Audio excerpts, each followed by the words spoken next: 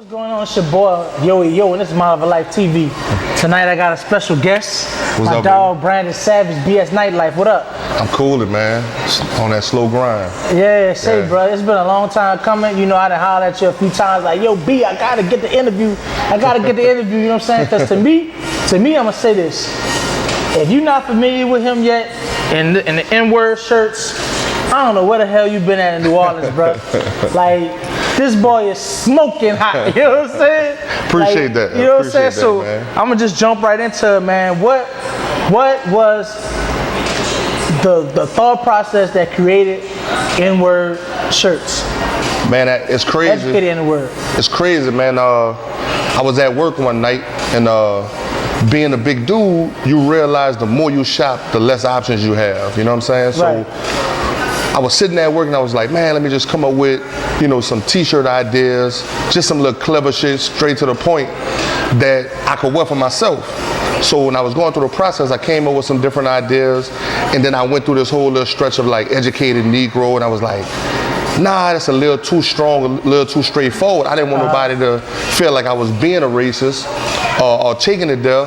So the N-word thing was more of like when white folks abbreviated, obviously because white folks can't say the N-word, Yeah. that's kind of sort of how that came about, because I kind of wanted to catch that energy. I was dealing with a lot of shit on my jobs and like past jobs, whereas like I always, you know what I'm saying, was a hell of a worker, but you kind of held certain shit against me, and I felt like it was like playing a race card on me. Right. You know what I'm saying? So that's kind of sort of, you know, where it came from, man. So when I made the shirt, I actually made the shirt, man, just to get the attention of my bosses. Like I never intended on selling it. You know what I'm saying? So you know, shit was crazy, man. I came up with the shirt, and in my heart, I felt like I had something, because this was the only shirt I made out of the 5 or 6 designs I came up with.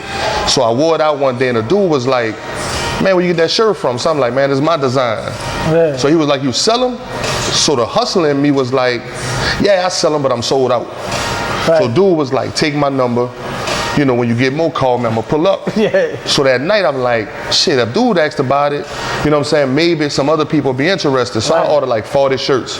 When they came in that next week, I called dude, he came, got it, and I got on Instagram, and just being a club promoter, it was easy for me to come up with little captions and shit. So I made BS brand tees up on the spot. I just freestyled the caption, like made a big deal out of it, like I've been planning on doing a t-shirt line, all that shit was a lie. Right. You know what I'm saying? Just keeping it 100 was a lie.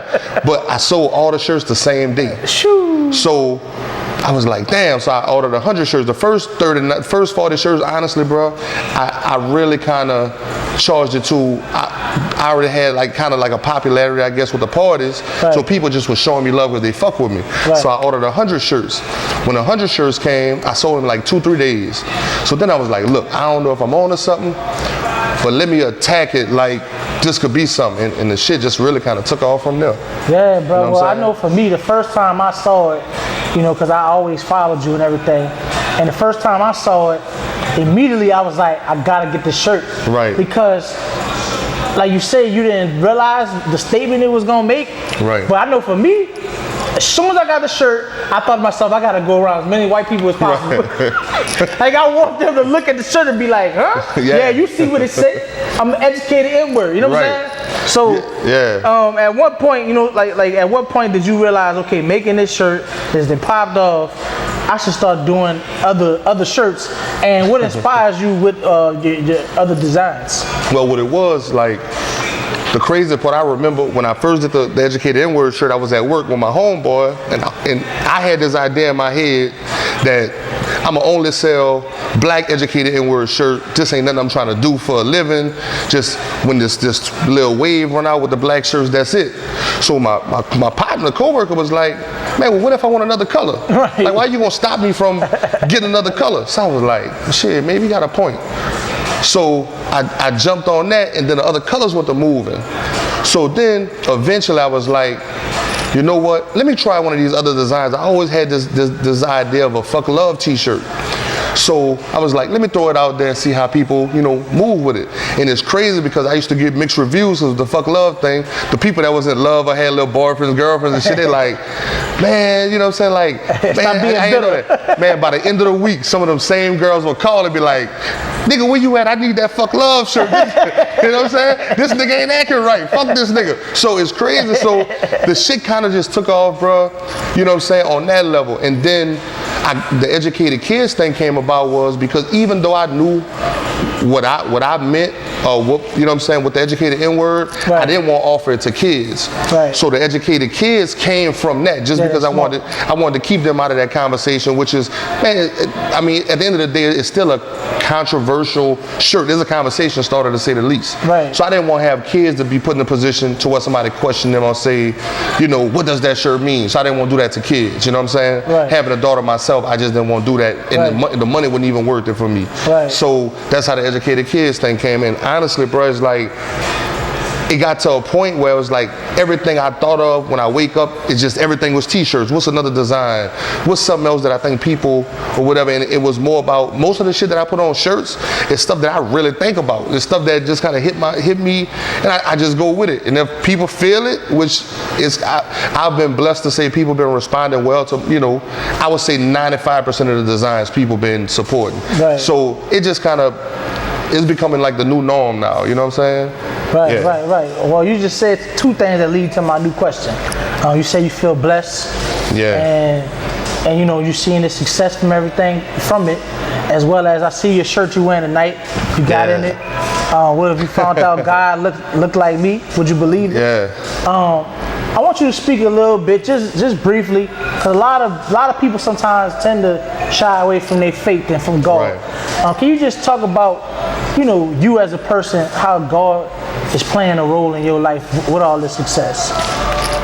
Man, it's crazy, because for me, being Baptist, you know what I'm saying, growing up in the church, my mom, being a minister, I didn't know that. It's a little different because I tend to shy away from having the religious conversation just because I feel like I don't know enough to defend a lot of my arguments or my questions. So, and I know how people feel about it. So it's crazy, even in my personal life, when I was going through like some rough times, man, where I had to like fell on my ass, went broke, whatever, and got back to work. It was kind of crazy because the thing I fought the most was just, like my faith or I'm gonna say my trust. God at the time. And it seemed like when I opened up that side of it, man, it just seemed like the blessings just was like it's almost like he just told me, like, okay, you finally ready. Right. You know what I'm saying? Like I done threw you a few. I done gave you fair alley-oops. Like the club thing popped for you. You done had some cool jobs, but I done always figured out a way to, mess it up. At the end of the day, no matter how you went broke, you went broke. You feel what I'm saying? So it just seemed like, man, when I opened myself up, man, and showed my vulnerability and started respecting him more and having them conversations, man, it just seemed like, it just took off from there. You know what I'm saying? Right. So with that being said, and like you say, getting the success, getting the blessings and everything, I saw the other day, I left a comment under your picture when you had showed the new office and the beautiful view you got that was over there on the West Bank. Yeah, where you from? You know what I'm saying? Just speak a little bit on that, just how you feel like, man, I got my office space, I got my warehouse, you're doing good for yourself. Man, it's crazy, bro. Like it happened so fast. Like I didn't really realize it. Because I work, like I work so much when I got, because I have two offices there now in that space. The first one was just something I was operating, kind of processing online orders, a little small, tight spot. And naturally, as the designs grew, I made the spot even tighter because I was forcing to put more product in the office. I couldn't keep everything at my storage. So me getting a new office really was just more of a space. They wouldn't even have thought like, man, this is what I need this view, whatever. And then I probably worked in there for 2 weeks. Literally, dog, without even looking out the window. Like I never even got a chance to really process it. And the day I took that picture was like that first time where I sit back and I was like, damn, bro, like, you know what I'm saying? You really may be on to something, you know what I'm saying? And the picture was more of like one of those moments where I was like, damn, this is what it feel like, you know what I'm saying? Like I'm starting to feel it, so it was kind of like that, man. So it's like, it's new for me, it's refreshing. And I'm like, I think I'm kind of addicted to being successful at this point. Like at this point, I done made my mind up, like I won't let this fail. You know what I'm saying? Right. I don't know how factual that it is, only time will tell, but mentally, that's just where I'm at, bro. Like I'm on some shit like, man, look, this success, like, I don't have a choice but to win. And that's my approach every day, you know what I'm saying? I feel that. So look, it's 2019, and a lot of my interviews, I gotta bring up this topic, which is social media. Right. Can you just talk to me about, as a brand owner with BS Tees, how has social media, the tool, been beneficial for you? Honestly, man, it's to a point now, man, whether you like it or not, you definitely got to get with it. You know what I'm saying? Yeah. I mean, it's the fastest growing marketing platform in the world. You know what I'm saying? Like, you got to think at this point, radio and TV promo, stuff like that, almost kind of being non-existent. In a few years, you gotta really take a look at that and be like, man, should I spend this money at the radio station? Should I spend this money on TV? Because one thing we could confirm, everybody got their phone in their hand. Right. You might not be in front of TV. Half of the people I know don't even turn their radio on in the car. Right. But that cell phone, man, you ain't letting that phone go. You know what I'm saying? So understanding you could touch so many people in a matter of seconds, that alone, man, should be enough for you to just kind of jump on this social media art form that, you know what I'm saying, that it is. And boom, like honestly, I personally don't know any new businesses that are successful without social media. Right. Honestly, I'm pretty sure there are, but it'll be hard trying to convince me that you can find one, you know what I'm saying? Because then it's free. When it's all said and done, bro, it's free. You know what I'm saying? So I would say for me, it's been a blessing. You know what I'm saying, for what I'm doing, because I think I'd have had a really hard time getting my shirt out to the masses. Right. You know what I'm saying? Because one of the biggest promotions for me was I had this thing where, man, whenever somebody buys a shirt from me, I'm gonna give them a shout out, just show them that love. And I didn't think like, man, this shout out formula gonna work. But when I saw it, man, it really killed, because it was like the people appreciated the love, because I already had, about 20, 30,000 followers. So they was getting the DMs, they was getting the likes, they was getting the followers. So naturally, I had some people that would even call and be like, man, I need another shirt.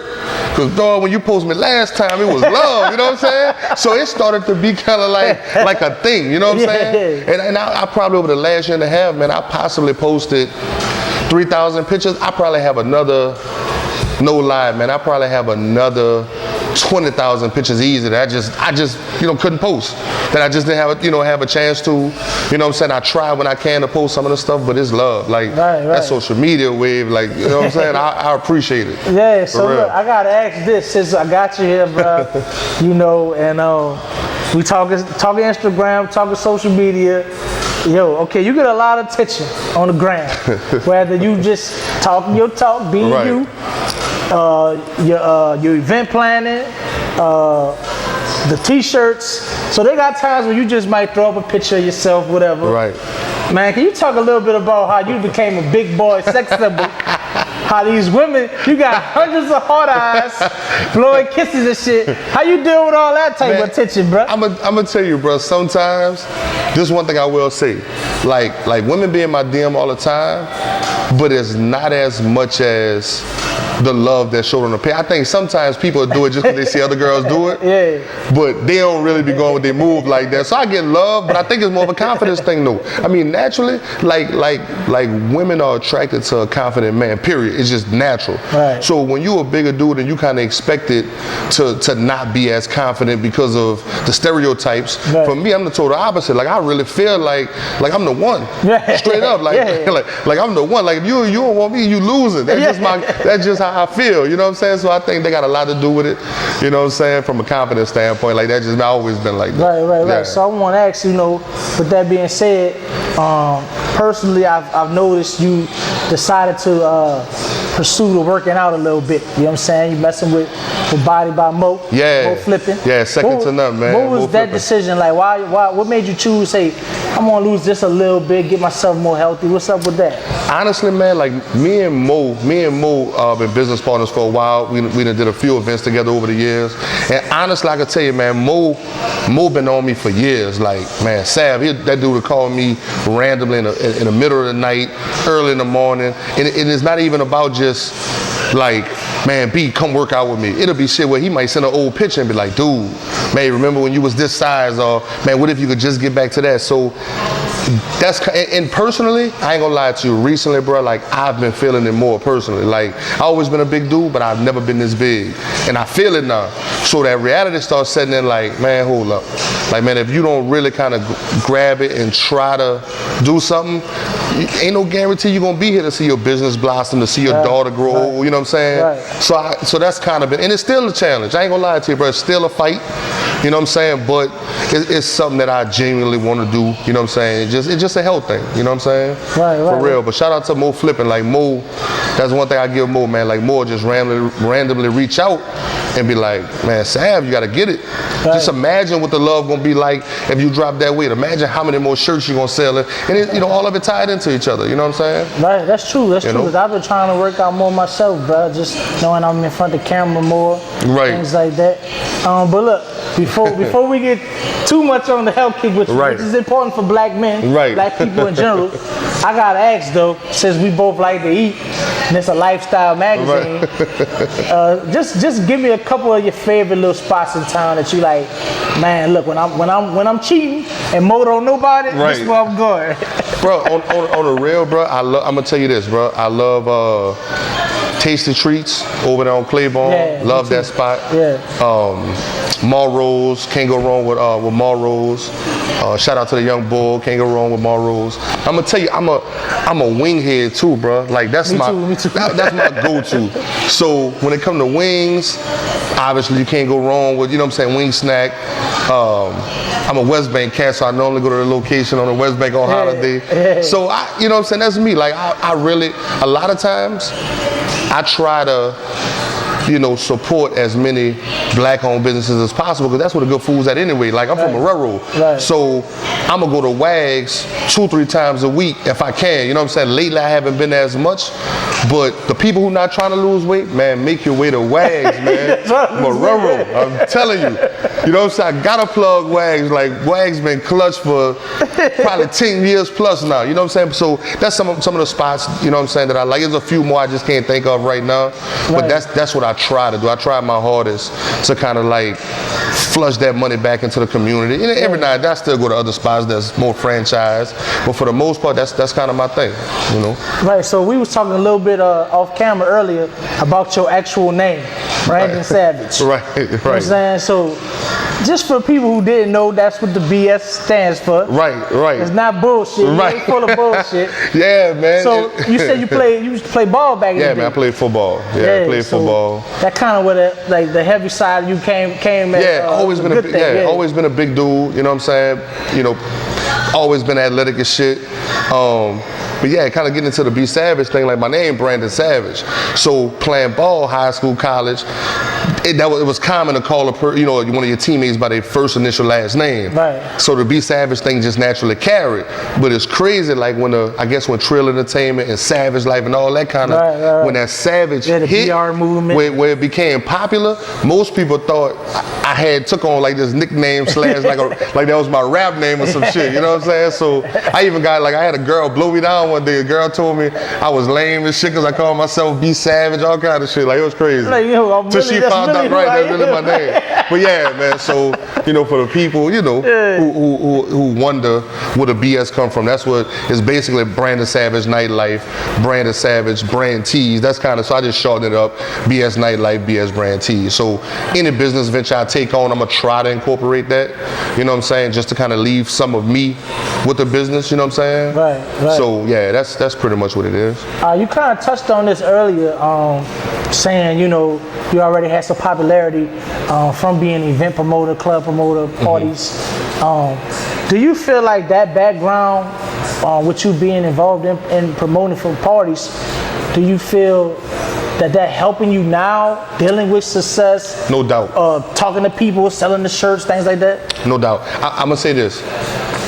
because I had a fan base of people and I've always been known for doing good business, naturally, I think it's more about relationships. You know what I'm saying? Like for me, I think it started off as people just saying like, man, he a cool dude. He always show love. So it was easy for them to support me. You know what I'm saying? Right. And most of the people I dealt with, I've already had those conversations because they didn't either party with me, part of section, or I done hosted their birthday party. So a lot of the people, the base of it was people I already knew. You know what I'm saying? So it helped out tremendously already having, that following. You know what I'm saying? That I could just kind of, use to, push the brand. So yeah, I definitely say it helped. Right. So promoters in the city of New Orleans coming together to do this huge all-white party. Yeah. Is it for Easter? Easter night. Easter night. At the Metro. Speak on that a little bit. Like, how is this going to work, man? Let me tell you, man. Honestly, this how it came about. I think some people kind of get it confused with it being the top 10 or top 9 promoters, and that wasn't really the structure of it. It was more of,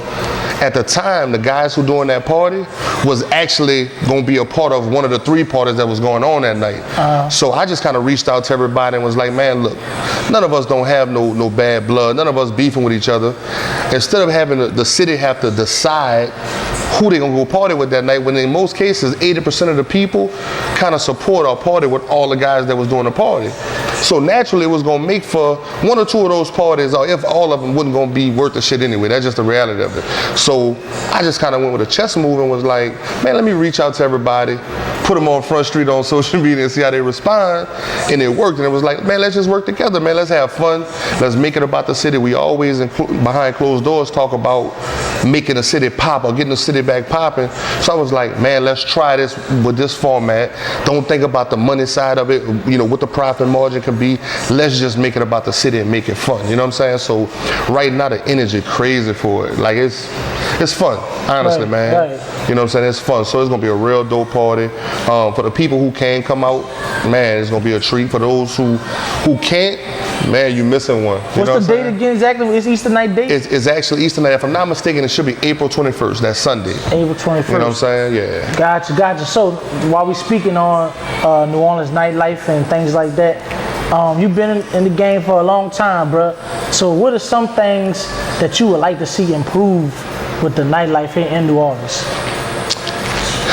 Honestly, man, to me, the only thing I would like to see change is probably we having that evolution of having more black-owned bars or clubs. Like right now, you're seeing the success of bar culture, Terminal, the Hangover Bar, the Association, Round 2. It's a few other spots I'm pretty sure I'm leaving out. That 3J's on the West Bank, Jay's Place.